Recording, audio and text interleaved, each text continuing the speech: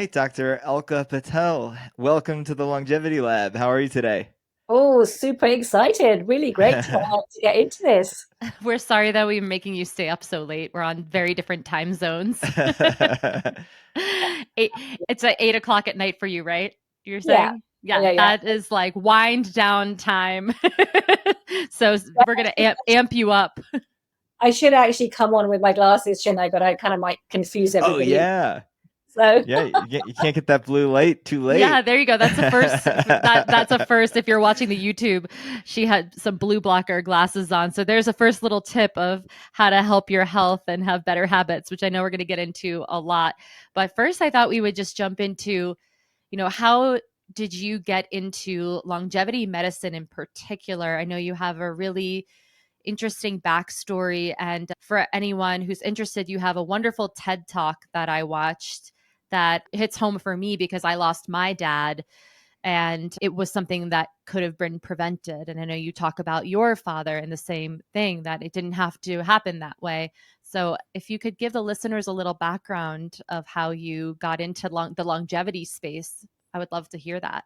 yeah, for sure. It's strange, isn't it? There's never usually the one thing that takes you in the direction that you find yourself in. So I started off as a very traditional GP. So here in the UK, got GPs, primary care physicians, and we have 10-minute consultations here. It's a very kind of traditional pharmaceutical drug-led model in a way, because what else can you do in 10 minutes? And that's the kind of world I found myself in. I call myself now, at that time, I felt like I was a drug pusher doctor. And that's not why I went to medical school. So there's points in life where I guess we kind of sit back and really think about, why am I doing what I'm doing? And is this the direction of travel that I want to continue at? And there's nothing like, I think, facing your own mortality to get you to answer those sorts of questions about your own life. And you mentioned my sort of father there, and that was probably the very, very first catalyst to me wondering if things needed to be done differently. Unfortunately, he died on an operating table, which I talk about in my TEDx talk, at the hands of what turned out to be a very tired surgeon. So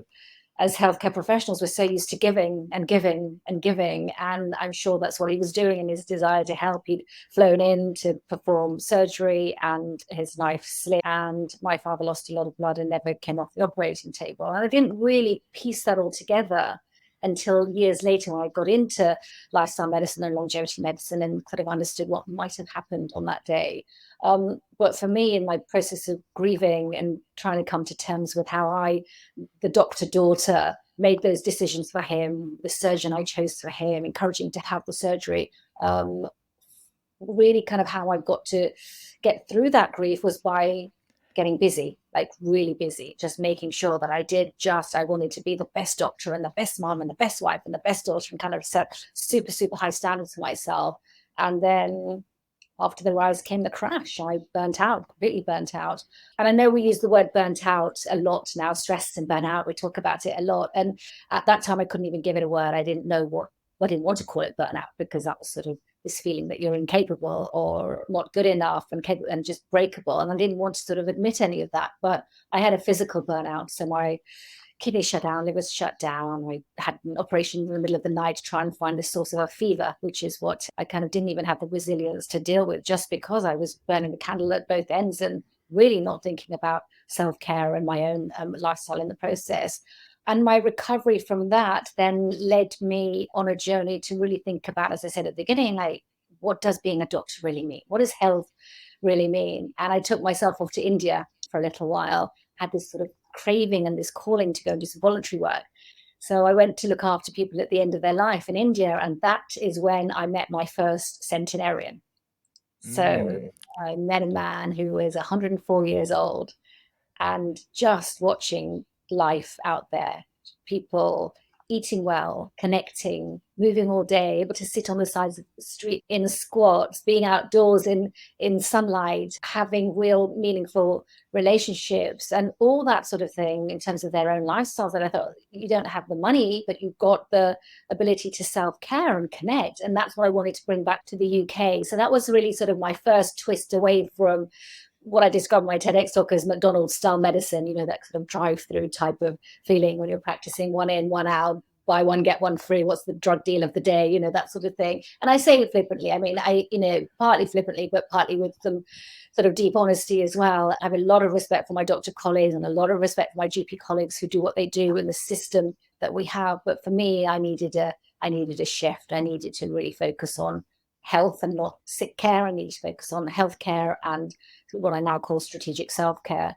So that was sort of my story into really getting into the longevity and lifestyle space. One, knowing that longevity was possible. I, shook hands with centenarians, and then since then I've met many, many more. And so that was just a beautiful time. And then really bringing in lifestyle and lifestyle medicine, and now more so thinking about this what incredible technological age that we live in as well, and how do we harness the benefits of that sort of deep inner ancient wisdom that we have, but also the incredible kind of technological world that we're living in now. So I blend the two together and have a great time doing it and see incredible outcomes from it as well. So did you leave like a practice and start your own practice from there to kind of branch off and do what you wanted to do with the patients? Because as you're sharing with a lot of your old colleagues and friends, they are in the system. If you're working for a hospital or a practice, you can't just decide, I'm going to sit here for an hour with this patient. And then when there's a line out the door of people, right? So did that make you go into do your own practice from there? Yeah, for sure. It took a big dose of courage and humility to leave what was a very stable partnership practice, systems in place, processes in place. And being a GP was like breathing. I just knew how to do it for so long. But yes, I did. I took that big gulp of humility and left the partnership and went off into this wilderness of entrepreneurship and setting up a business and being the doctor that I wanted to be. And no one teaches you that at medical school. We don't get taught how to do that. Yeah, that would be a whole nother program. It'd be another 4 years in school. And you're already there If for that. so long.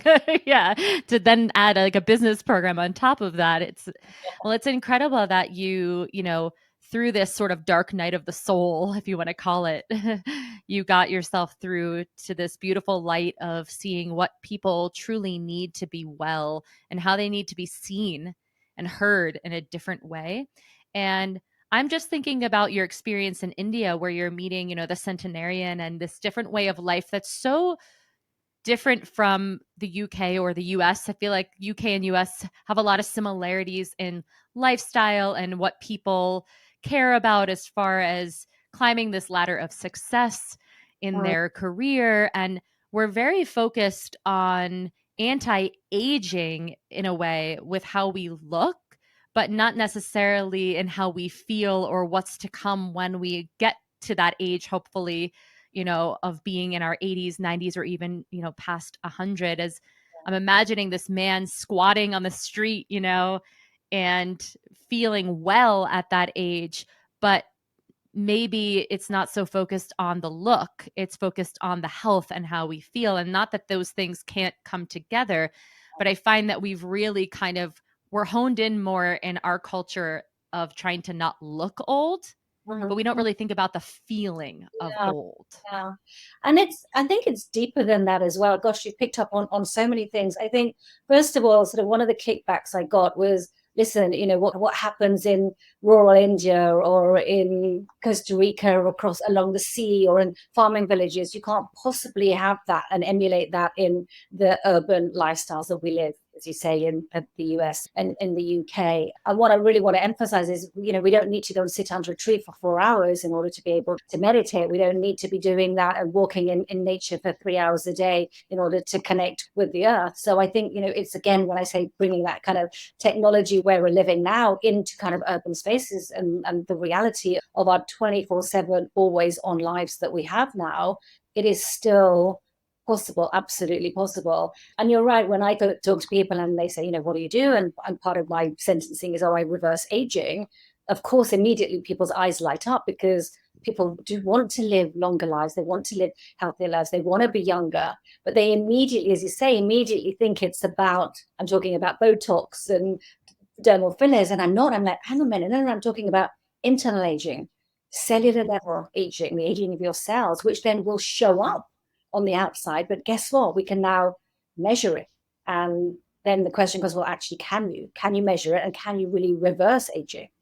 And my answer to that is always, well, it depends what you're measuring. Of course, you can't reverse the chronological clock. We're not changing the way the Earth revolves around the sun, and the Mayan calendar is here to stay. But absolutely, we can reverse the clock, the biological clock, the clock of the cells, for sure.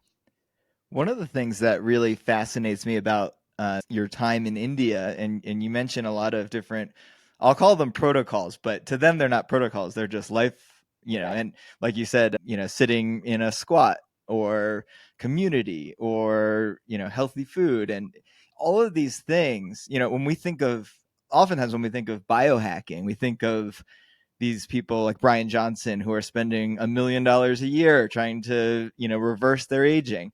And we think of this thing that's very difficult and expensive. Mm. But a lot of the protocols and lifestyle habits that you're talking about are cheap or free.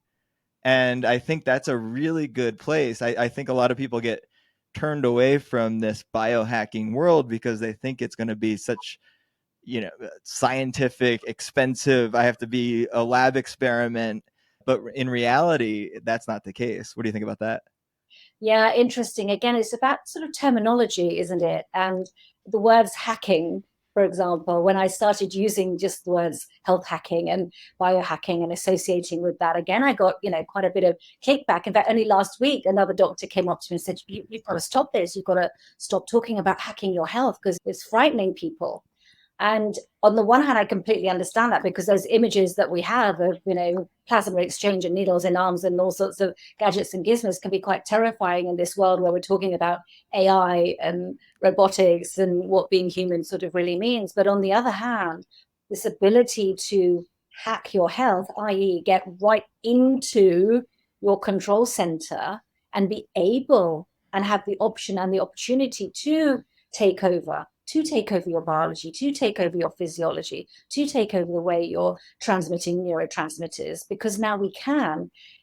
And the field needs to be led with a degree of real excitement and fun and enthusiasm about that, and kind of real empowerment. So when I talk about health hacking and biohacking, I really do sort of mean talking about getting to the core of your health. And that's very much around, I love acronyms, so you'll get used to this, but getting into taking control and ownership and responsibility and exploration of your health. So that is about getting to the core of it. And hacking is the way that you to do it, because that's really just about like taking over, just getting to the center, really. As a practitioner, you mentioned sort of having something like an IQ test for your patients to take, but it's a health test for them to take. I'm curious more to hear about what is that test that you have or questionnaire that you have people fill out to get a sense of where they're at with Yeah. their health and where they need to maybe put some more focus into different areas. Yeah. Oh gosh. Yeah. That's a great question. So part of this came from my own burnout recovery. So when I was sort of trying to get back on my feet during my recovery, which took months to get back into life and life's pace, I couldn't get back to work for about 4 months. I really started thinking about what areas do I need to focus on. And so my mom would say, you've got to eat better, and give me lots of food. And my husband would say, no, no, no, no, no, you've got to go to sleep, go and rest. And then my friends would say, no, no, no, you need to connect and socialize and get back out there. And it's just so confusing with so much around. So that was when I started pulling in all the research around health and lifestyle, and really came up with 10 key areas in your lifestyle that play the biggest, most significant part in your health. And that's where I then went on to develop what I now call the LQ. So it's your lifestyle quotient or your longevity quotient. So people are used to your IQ, which is your intelligent quotient. So how much attention do you pay to your intelligence, how heightened that is. We've also got your EQ, haven't we? Your emotional quotient. So sort of really how much do your emotions play out in what you do. So now we have your lifestyle quotient, which is, how much priority are you giving to your lifestyle. And again, I put an acronym around that. So kind of it's easy for people to look at those areas. And they're not necessarily areas that people traditionally associate with health or self-care. So one of the ones I sort of lead with initially is L for life's purpose, because we know, again, looking at some of the data, people who have purpose in their life, people who have a reason for putting their feet on the floor every single morning, live longer. In fact, not just a little bit longer, but 7.5 years longer.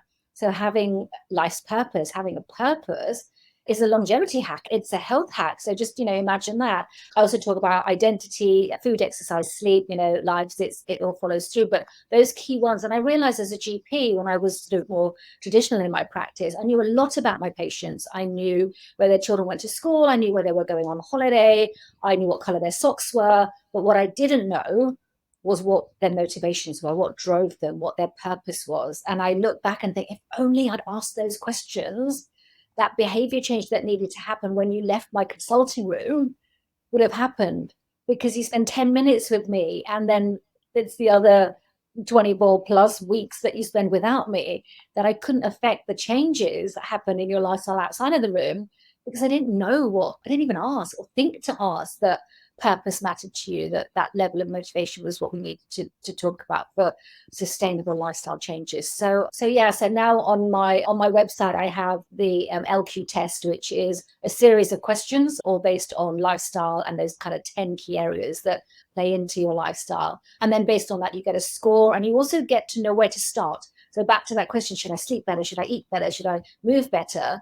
The LQ will give you that starting point.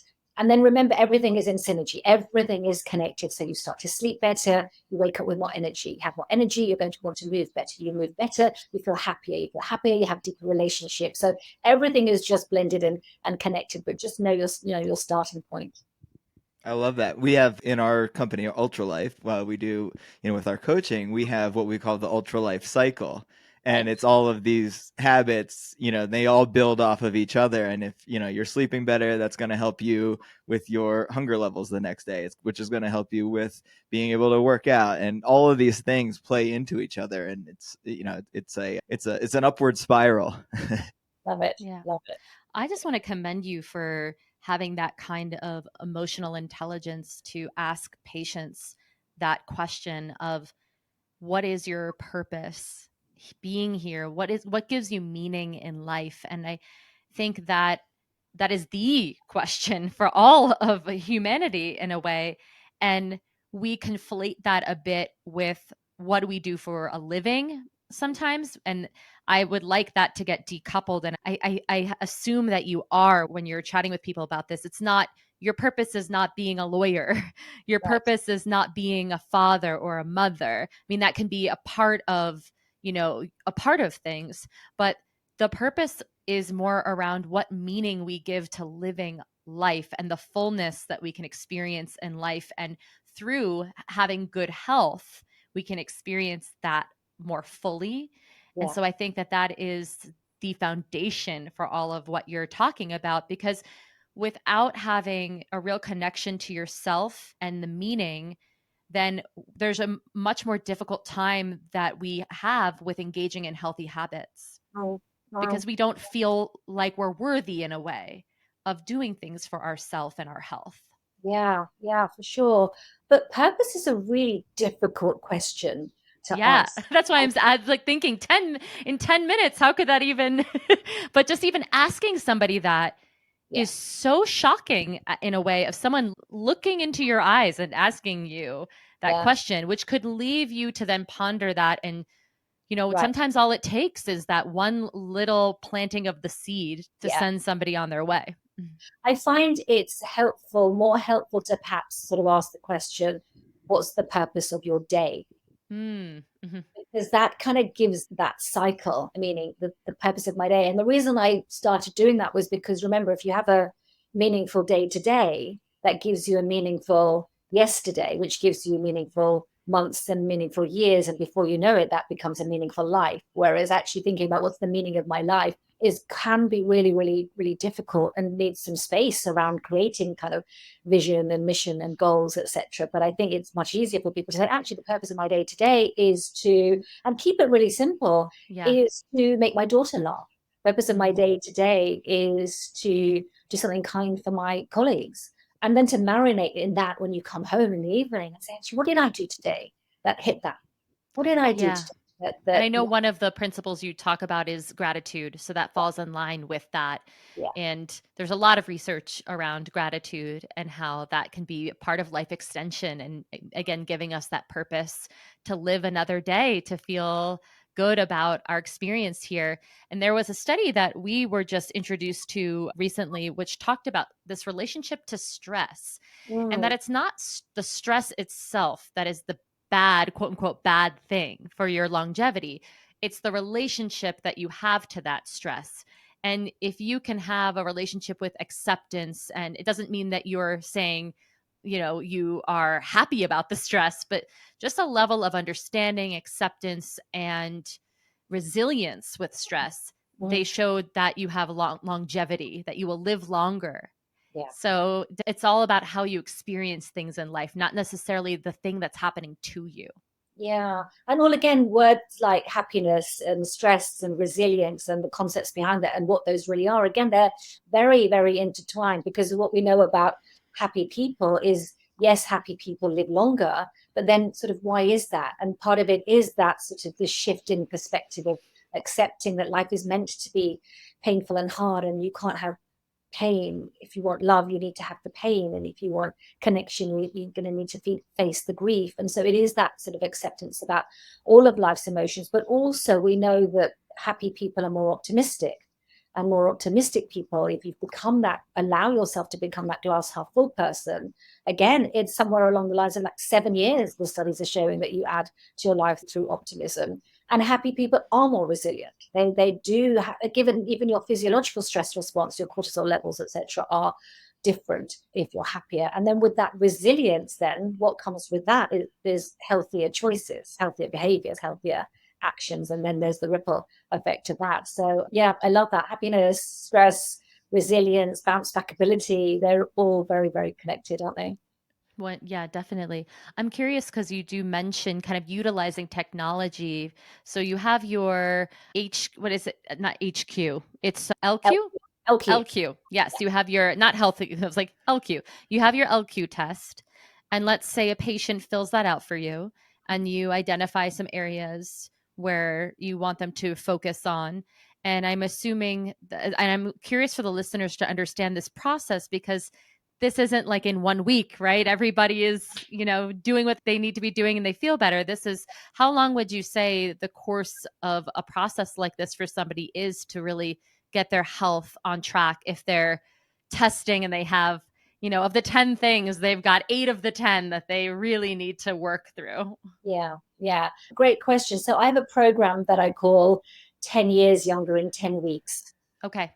So if we want to attach timelines, and of course, things are very flexible for people, but there is this possibility around one, reversing aging by 10 years in 10 weeks is possible. And I've been able to demonstrate that, but also creating within that is the testing around what do we need to zone in on to make that possible, but also can you create sustainable lifestyle habits that are going to last with you over that timeline. And again, the whole idea of habits and it's 21 days to create a habit is really sort of not well based on much foundation, but Yeah. it's really about how can we do this together. So for example, if somebody scored low on food and one of their goals was to be more energized and of course feeling younger and having more vitality, then we might start talking about intermittent fasting, for example, and sort of time connected eating, and over those 10 weeks build a plan that meant that really that just became part of your lifestyle, eating from midday to 8 p.m. or whichever way sort of worked. We would work through that with some of the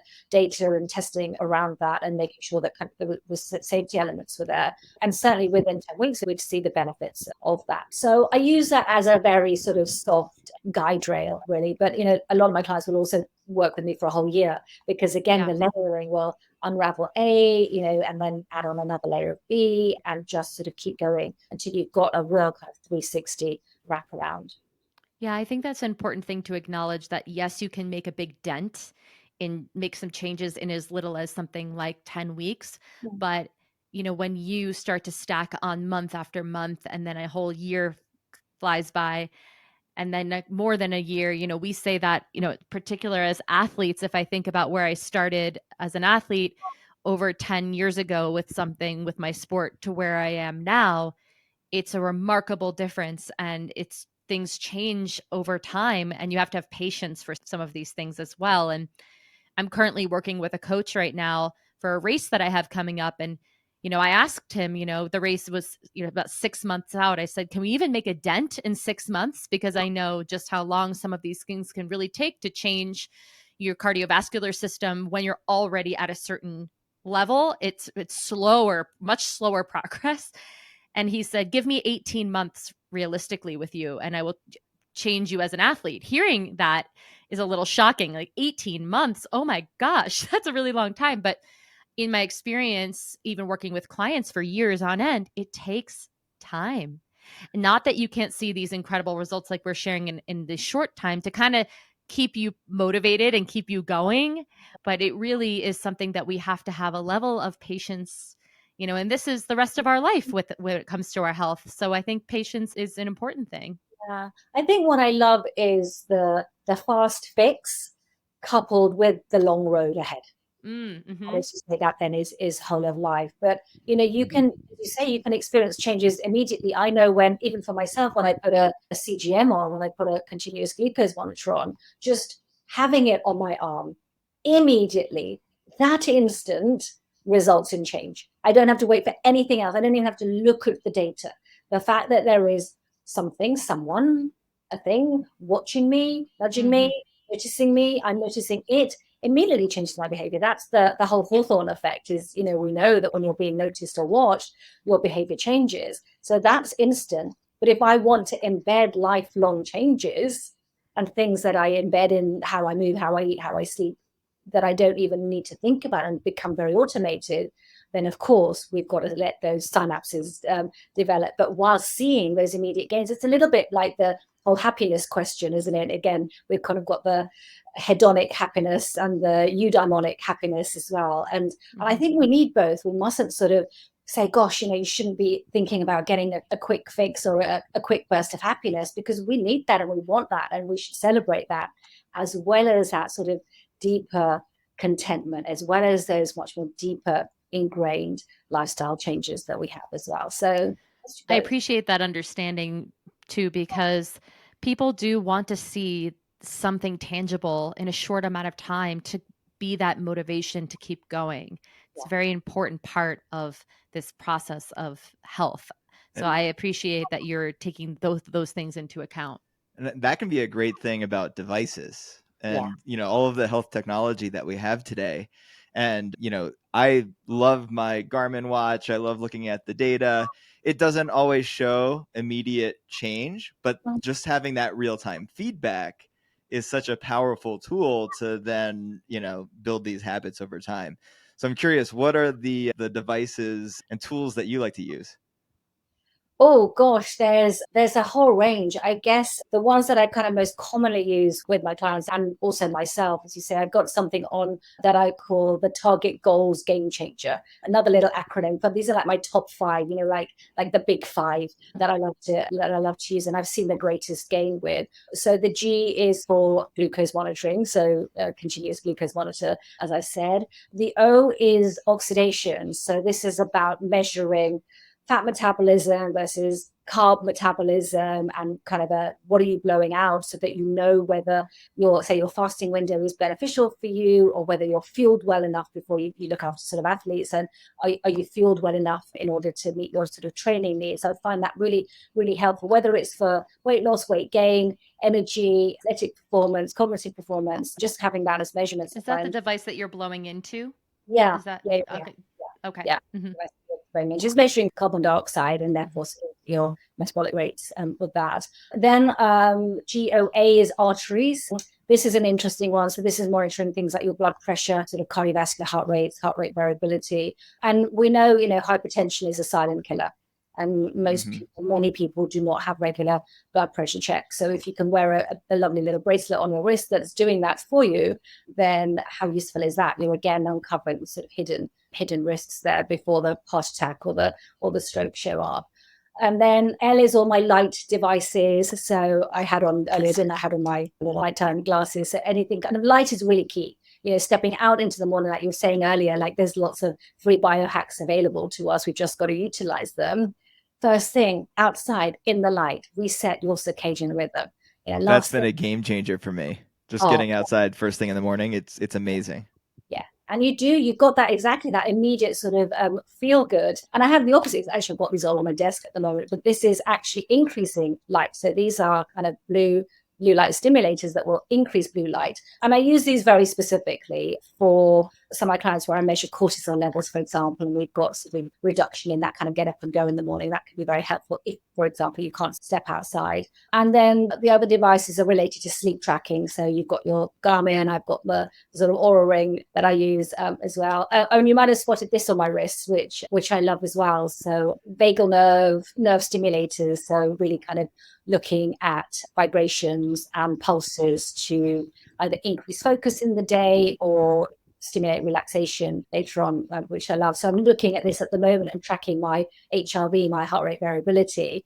And just again, as you say, in the long haul, can I start to see those shifts back to resilience and being able to adapt and flex with the uncertainty of the day? That's what, your HRV is, of course, giving you insight into, and can you modify yourself and take over control of your nervous system in order to modulate that? Well, it seems that you can. So yeah.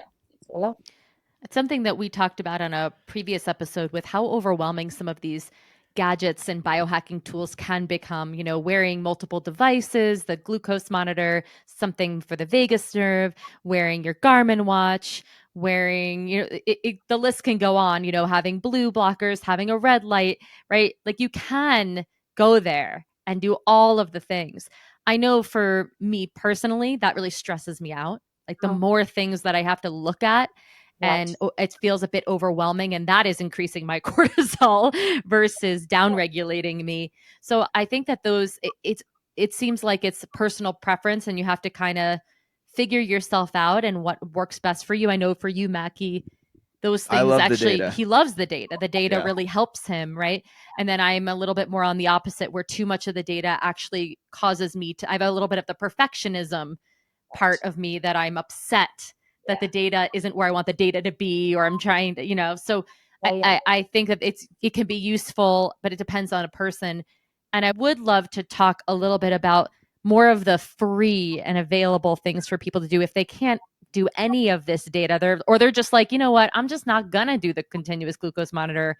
That sounds like something I'm not into, but what should I do with nutrition? I'd love to talk a little about nutrition protocols with you that you recommend. You talked about intermittent fasting a bit. There's a lot of controversy around intermittent fasting, right? As far as like, is it good for women? Is it bad for women, right? Men seem to be fine. Should athletes do it, right? Like, Yeah. I'm over here and I just had to take 100 grams of carbs in 1 hour on my run today, right? And I could not intermittent fast if I wanted to. My coach would be pissed at me. So, right, it's like all of this can be very confusing for people. And this is where lifestyle medicine is individual. And I want to share that because I know this is why we work with clients individually and do a deep dive with them. You do the same thing with your patients. It's really learning the person. So I'll Yeah. throw that out there. So I know we're going to generalize a bit, it seems like, because it is person to person, but I'm curious nutrition protocols that you really see that work well for people. Sure. Maybe just to go back a little step to what you were saying about the devices and the tech versus the not, and the Sure. feel that this can engender, is that's the big reason why I believe, although biohacking and health hacking can feel like there's space for self-experimentation and trying things out on your own, I absolutely believe you should be doing this with an expert by your side, with expert guidance, especially for those sorts of things, because you can unravel increased anxiety, you can create increased fear, and you need to have an expert, a doctor by your side who is fully versed in all of this. And so whilst I am very much for, go forth and be healthy, I also am very much for sort of, I'm here and let's do this together. The reason I again moved away from traditional general practices was because there's a dependence on the doctor that I didn't want. I didn't want to be the drug for my clients, for my patients coming back to see me, but I recognize the importance of having safety around health hacking and biohacking. So I would encourage everybody listening to,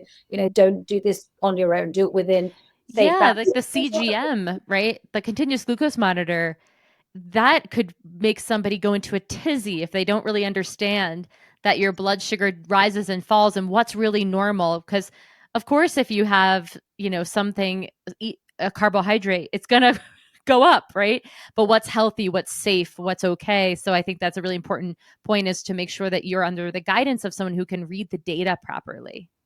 Yeah, and support you with that. Again, we know with sugar, it's not just about the sugar with the CGMs and your glucose response. And, there's insulin and cortisol and ghrelin and leptin and estrogen, all sorts of hormones playing in. Plus, it's your stress and your sleep that also plays a part with your sugar levels. Whereas if you're a little bit naive to it, you're going to be thinking it's about everything that you eat and just not food. getting all that guidance. So, yes, we had a nutritionist on talking about this, Meg Lyons, and she was laughing because the highest her glucose monitor ever got was during a really stressful situation that was happening. It had nothing to do with food. Yeah. No, absolutely. And I've got the opposite. The lowest mine ever went was when I came off the stage after a sort of incredible high vibe talk and just surrounded by people and starting to feel a bit, whoa. And then I looked at this and I went, oh my God, it's my sugar. So I had that completely high in the crash from the adrenaline and that kicking in, and then going, okay, now you don't need me, you're off the stage, and down it plummeted, and that makes sense. So that's it. It's like so interesting. Our bodies are they're so designed to take care of us in all these ways, and it did what it needed to do. It pumped you up full of the adrenaline that it needed to get you on stage, and that's a really cool thing I think about our bodies, is we're not saying, okay, body, do your thing, like I need to go have all this energy to perform, and it did it for you, and then you saw the aftermath of that. But I just think that's so cool. It's sending us signals all the time, and it is very noisy. Well, we've just got to be able to sort of pause and check in. And I think that's the difficulty in this noisy space. I know you sort of started talking about nutrition, but that's probably the noisiest space in lifestyle. And everybody has an opinion, and everybody champions their own opinion and then gives it words like paleo and keto and low carb and high carb and low fat and veganism. And ultimately, it's more about what's the goal here. So you were talking about, you're an athlete and your goal is to be able to run and to strengthen. And that's very different from someone's goal who is I want to reverse aging, or I want to feel more energetic, or I want to get rid of that rainfall. I want to know how to focus, or I want to get rid of my high blood pressure, or get rid of my thyroid meds. And so I think when it comes to the conversation around nutrition, there isn't, I wish I could just come on here and say, okay, hey, everybody, deprocess your food, make sure you drink well, eat more greens, have more nuts and seeds. We know this stuff. Like our moms told us to have more greens, right? And eat our veg. So there isn't the sort of medical need to get into that, but it's very much back to what's the purpose, what's the goal, and what are we measuring and looking at, whether that's subjective or objective in terms of sort of, yes, how you feel, because I think intuition is huge and the whole sense, we have a good sense around our body, but when it's too noisy for us to check in, then let's use the testing to kind of give you that intel as well.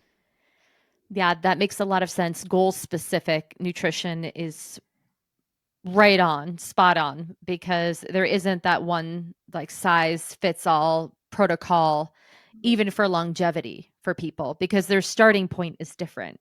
So I know that we would all love to know, like, if you eat this much protein and this much broccoli every day, and then your chances of living to be that 100-year-old are going to go way up. But the truth is, it's a lot more than that.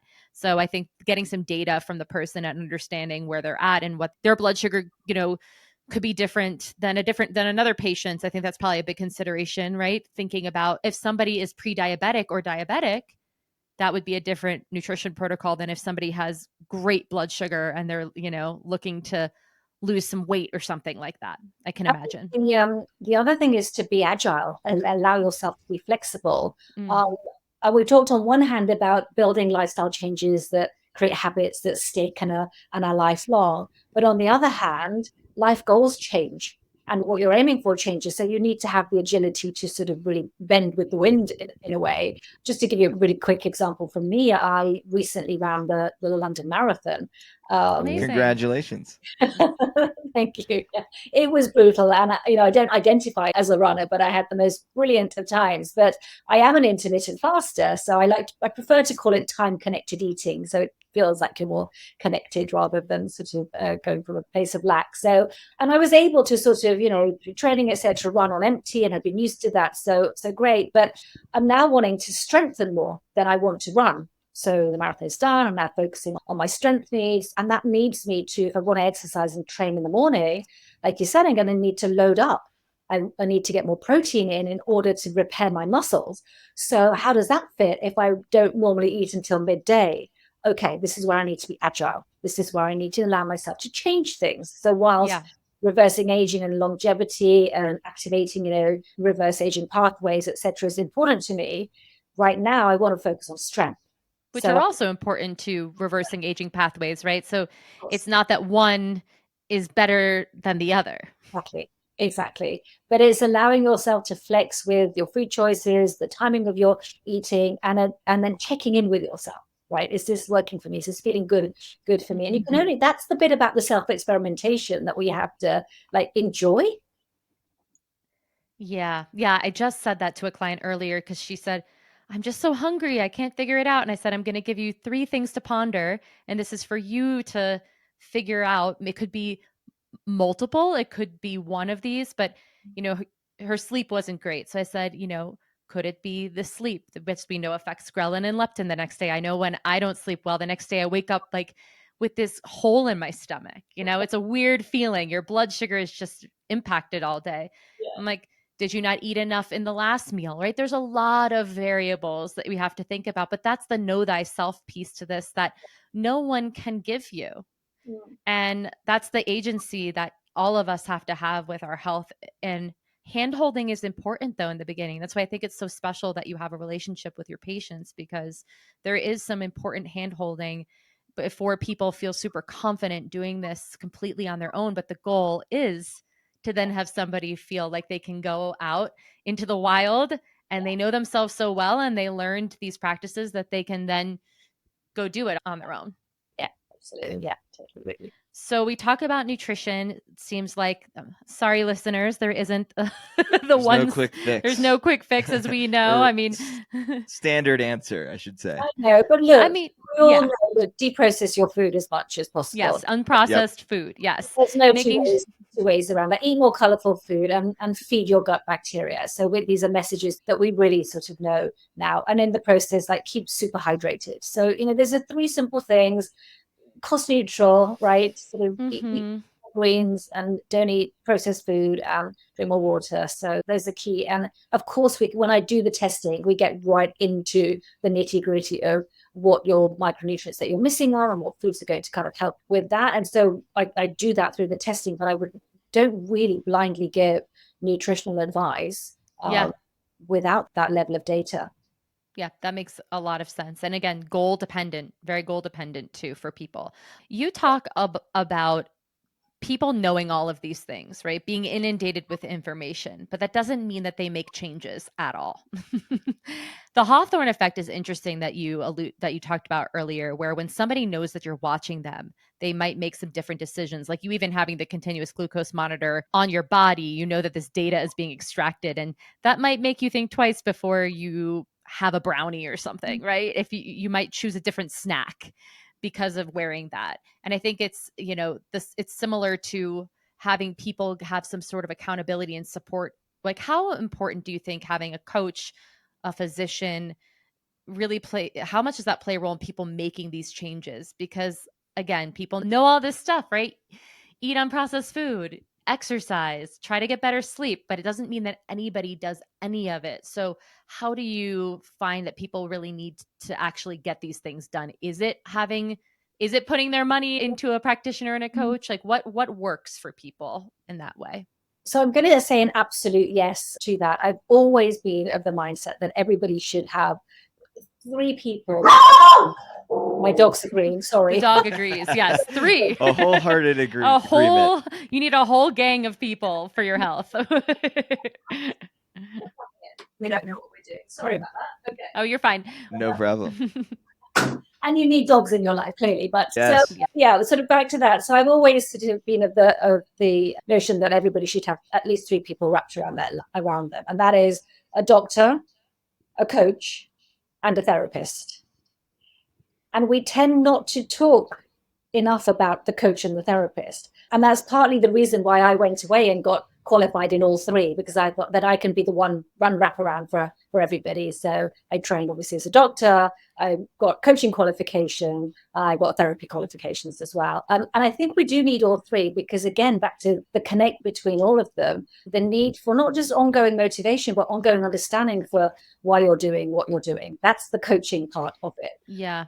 Whole load of emotions are usually the drivers right at the front, right? Emotions set your actions in motion. So the therapy piece comes into it, again, part of unlocking your own identity, your own motivations, your innate human drivers, and feeling that you can champion those. That's super important conversations to have. I talk about affirmations and declarations and the differences those make to you, and how do you take on the identity of an energetic person if you're not feeling energetic. Because again, if you look at the data and the research, we know if we put 2 groups of people together and one group make positive affirmations about their self-identity before they even hear health advice, then they're more likely to make the actions and the behavior change based on that advice than the group of people that don't make those affirmations and those declarations and connect with that identity. So, that's where the whole doctor, coach, therapist piece is a wraparound. And I hear what you're saying, maybe there's an investment needed for that, a financial investment for that. So if you don't have that, then can you turn to family? Can you turn to friends? Can you turn to colleagues? Yes, you can, but be wary that, their advice might not always be with you in mind. Right? It's very easy for people to project themselves. And I think what we learn from a professional angle is you don't do that. We have the skills that we've learned for years to not do that. Whereas I find, conversations with my friends and family, we immediately get into, oh, this worked for me, and we tried this is really good, and you should, and you shouldn't. And that sort of language comes in and can also be sort of quite harming as well. Yeah, the projections are a lot when you're talking to friends or family, because if you're trying to do something new, but maybe they tried it, it didn't work for them, they're going to project their experience onto you and try to drag you down. And it's just, I think that people don't want to feel left out. They want to feel like they're doing well too. And it's hard to see somebody when they're having certain goals. And so I think that's an important point as well.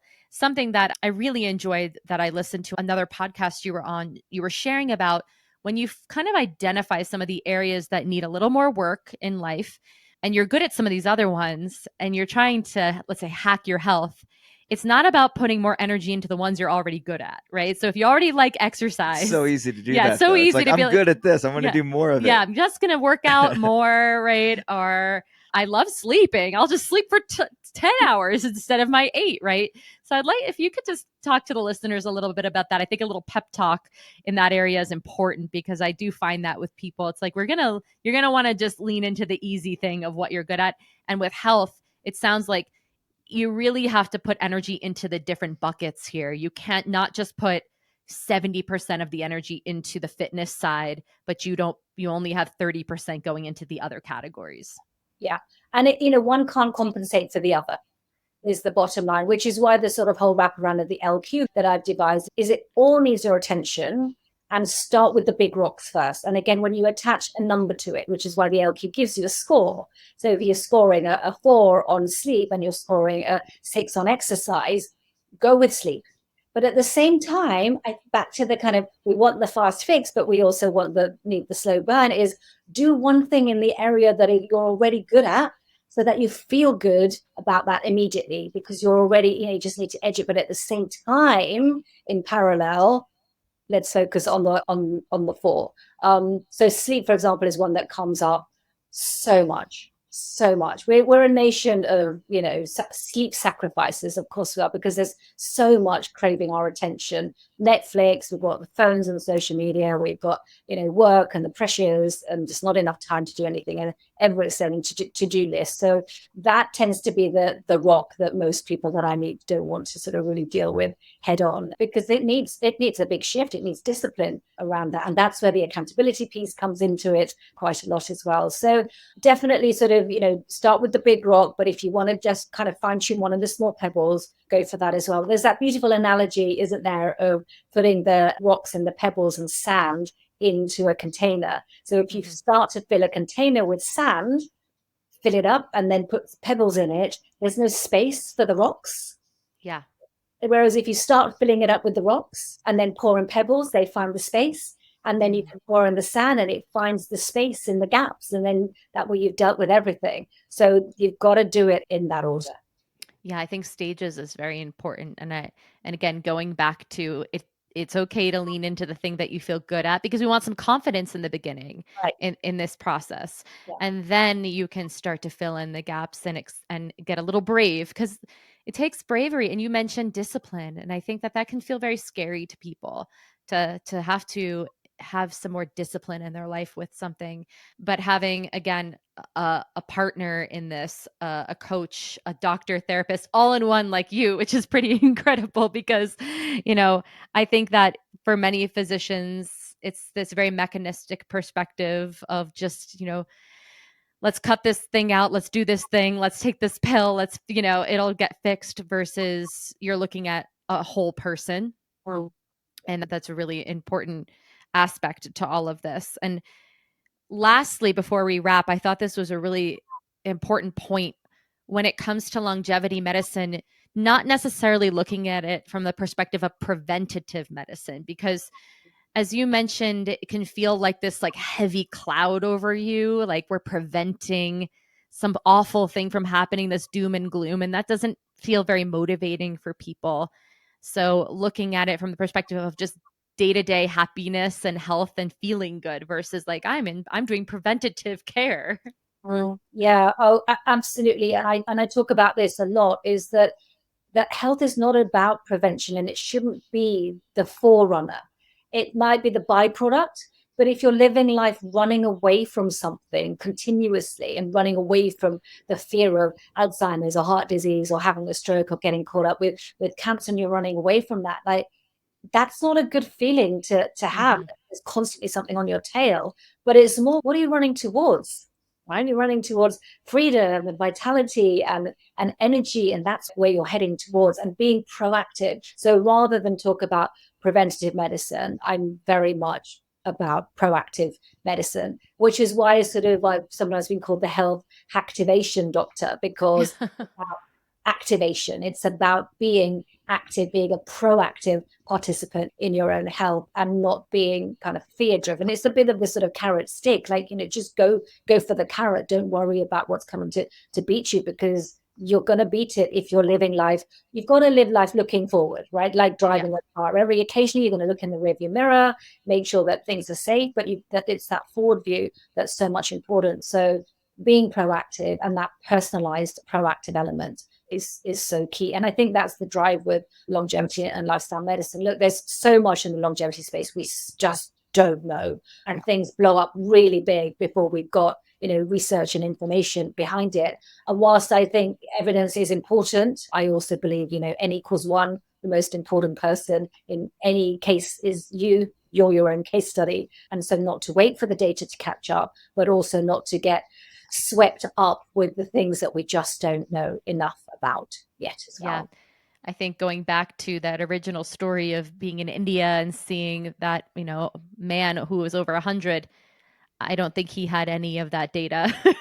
He wasn't working with that data, right? Yeah. So I agree with that. Well, where can the listeners find you? Thank you so much for coming on to the show today. This is an awesome conversation. How can people get in touch with you and learn more and work with you if they'd like to have you as their physician? Yeah, for sure. I mean, I can work globally as well. So, of course, wherever anybody is.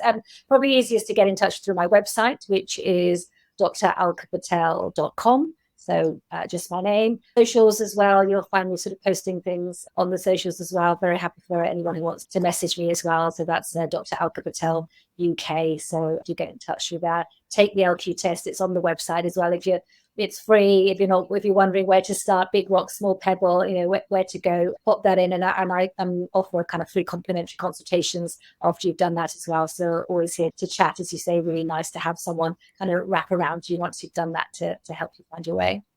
Incredible. Yeah, I'm definitely going to take that LQ test. Yeah, me too. I'm going to take it as well. Well, thank you so much for coming on the show. This is such an awesome, fascinating conversation. And I hope that the listeners reach out or at least take the test and report back to us if you know us, what your score was. I'm genuinely curious. And yeah, I hope you have a wonderful rest of your night and you have a good night's sleep tonight since it's late for you. Yes. It's been a wonderful conversation. We could have carried on. There's so much depth that we can go into, but it's been lovely. Thank you so much. Yes, thank you. Thank you.